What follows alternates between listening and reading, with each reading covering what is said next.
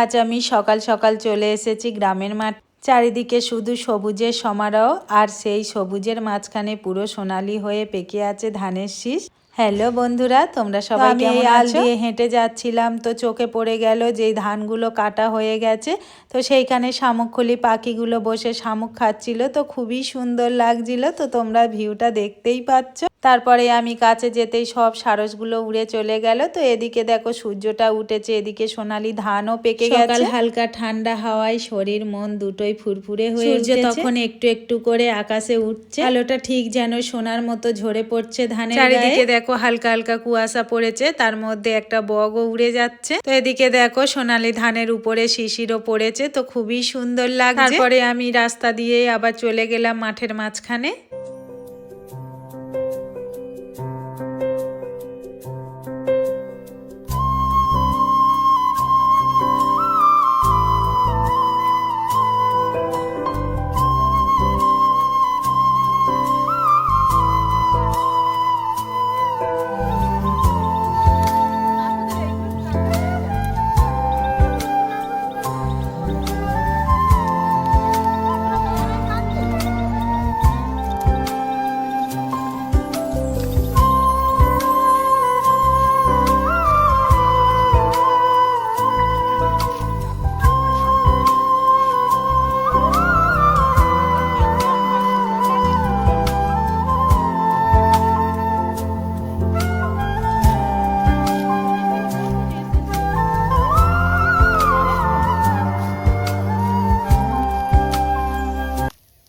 আজ কাকু কাকিমার সাথে আমিও চলে এসেছি ধান কাটতে। কাকু তখন দা নিয়ে একদিকে ব্যস্তভাবে ধান কাটছে, আর আমি তার পাশে দাঁড়িয়ে সবকিছু দেখছিলাম। এদিকে দেখো যে ধানগুলো কাটা হয়ে গেছে, তার মাঝখানে কত বক বসে পোকা খাচ্ছে, তো খুবই সুন্দর লাগছে। তোমরা দেখতেই পাচ্ছ কত বক চলে এসেছে সকাল সকাল।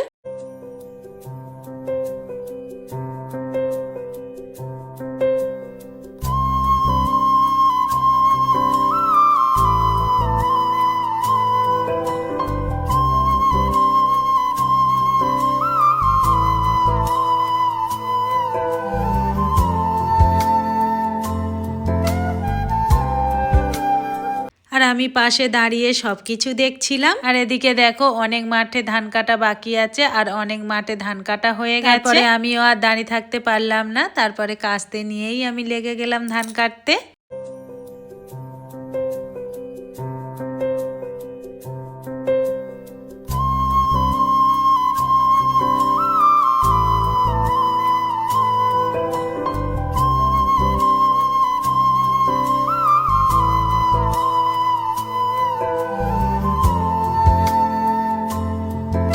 তারপর হাতে আমি ধানের গোছা নিলাম। প্রথমে আমি একটু ধান তুললাম।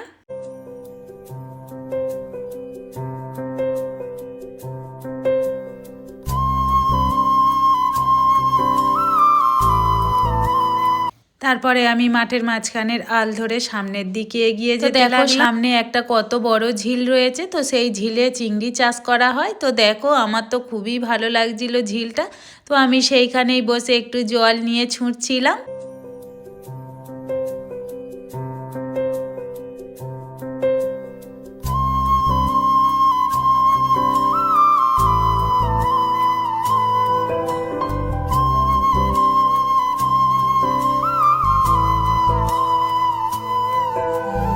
তারপরে আমি ওই আল ধরে আরো সামনের দিকে এগিয়ে যেতে লাগলাম। মাঠে যেহেতু ঘাস ভর্তি, তো আমার তো খুবই ভয় লাগছিল, তবু সাহস করে সামনের দিকে এগিয়ে যেতে লাগলাম। সকালবেলায় সুন্দর মনোরম পরিবেশ, দেখো পাখিগুলো কি সুন্দর ভাবে ডানা মেলে উড়ে যাচ্ছে। এদিকে সূর্য উঠে গেছে, তো ভিউটা খুবই সুন্দর লাগছে। হালকা হালকা কুয়াশা। এদিকে দেখো একটা পাখি কি সুন্দর ভাবে ডানা মেলে বসে, দেখে মনে হচ্ছে যেন খুব ঠান্ডা লেগেছে।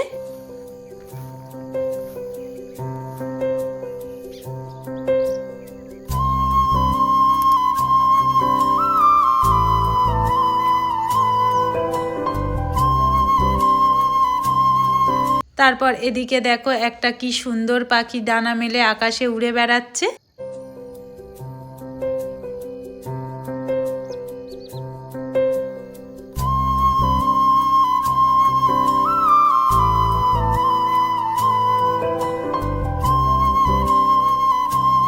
তারপরে আমি মাঠের মাঝখান ধরে চলে গেলাম ধান ঝাড়ার কাছে। তো দেখতেই পাচ্ছ কত ধান জড়ো করা রয়েছে।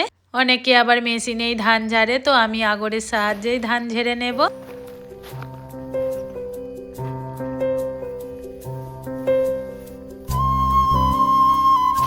তো দেখো আমি দু হাতে দুটো ধানের বিচুলি নিয়ে নিয়েছি।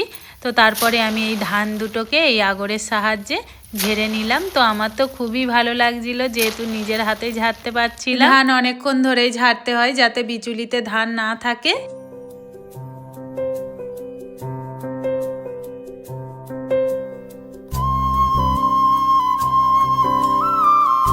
তো আমার ধান ঝাড়া হয়ে গেছে। তো সেই ধানের খড়গুলো নিয়ে আমি আলাদাভাবে রেখে দিচ্ছিলাম। এদিকে দেখো কত ধান হয়েছে, কি সুন্দর লাগছে, ধানগুলো একদম পরিষ্কারও লাগছে, খুবই ভালো লাগছে। তারপরে আমি ওই রাস্তা দিয়ে সামনের দিকে এগিয়ে যেতে লাগলাম। তো গিয়ে দেখতে পেলাম কত কুলেখাড়া শাক। তো অনেকে আবার কাটা কুলপেও বলে থাকে। এই শাক খাওয়া খুবই উপকার। তো এর সেদ্ধ করে জলটা খায়, আবার এই শাকটাও খায়। তো আমার তো খুবই ভালো লাগে। শাক আমি ওখান থেকেই অনেকগুলো তুলে নিলাম। আমি ওইখান থেকেই চলে এলাম। তো এই দেখো ভেড়িতে কত টমেটো গাছ দিয়েছে, কি সুন্দর লাগছে। টমেটো গাছগুলো একদম ফল ফল করছে। তো আর ফুলেও ভর্তি হয়ে গেছে, ফলেও ভর্তি হয়ে গেছে। তো আমি যেহেতু পড়ে যাচ্ছিলাম তার জন্য আমি এদিকে দেখো একটা পাকা টমেটোও পাখি খেয়ে চলে গেছে। আর এদিকে দেখো গাছে কি বড় বড় কাঁচা টমেটোও হয়ে আছে। এই কাঁচা টমেটো ঝালও খেতে খুবই ভালো লাগে, আমার তো ভীষণ ভালো লাগে। আর এই দেখো গাছে ফুলও ভর্তি হয়ে গেছে।